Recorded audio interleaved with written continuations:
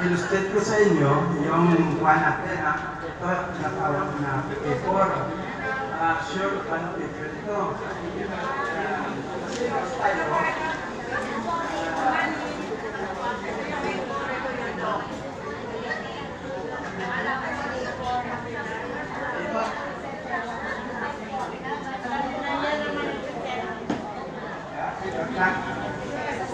Okay ba yan ito?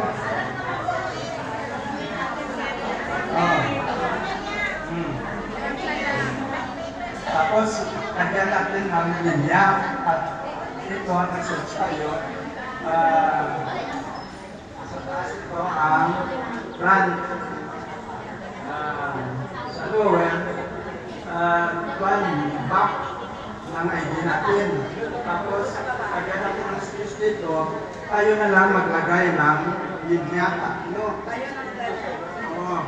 Huwag tayo mag-print na lang ng pangalan natin. Tapos, paano lang, mag-signature na lang tayo, tatlo, walang print name. Para for uniformity, noon, ang payroll number, nalagay natin sa upper corner. Ngayon, sa lower corner na. Meron tayong natin ng linya, isa. Yan. Okay na? Para uniform tayo.